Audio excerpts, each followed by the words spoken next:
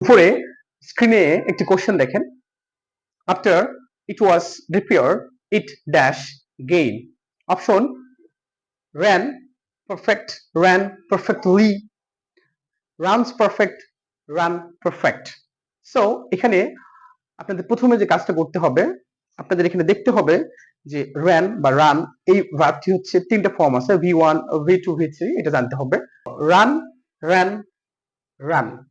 তারপরে যে কাজটা করতে হবে, দেখেন এখানে আপনাকে ক্লোজ চিনতে হবে। আফটার ইট ওয়াজ রিপেয়ার্ড, এটা হচ্ছে সাবঅর্ডিনেট ক্লোজ, আর ইট ড্যাশ গেইন এটা হচ্ছে মেইন ক্লোজ। সো ক্লোজ এটা সাবঅর্ডিনেট ক্লোজ প্রথমে হতে পারে, আবার শেষেও থাকতে পারে, এটা কোনো ফ্যাক্ট না। ফ্যাক্ট হচ্ছে আপনাকে কমন সেন্স আপনাকে বুঝতে হবে যে এটা এই ক্লোজটি কোন টেন্সে আছে। দেখেন আফটার ইট ওয়াজ রিপেয়ার্ড এটা পাস্ট ইনডিফিনিট টেন্সে আছে। সো আপনি কমন সেন্সে ওই পাশে যে ক্লোজটি থাকবে, পরের যে ক্লোজটি থাকবে সেটা অবশ্যই পাস্ট টেন্স হতে হবে।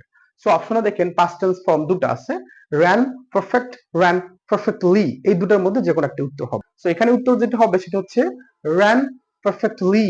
কেন এইটা উত্তর হবে আপনারা সবাই জানেন যে ran এটা ভার্ব, মেইন ভার্বের পর যেটা গ্রহণ করে সেটা হচ্ছে অ্যাডভার্ব। সো পারফেক্টলি এখানে অ্যাডভার্ব। সো সঠিক উত্তর ran perfectly।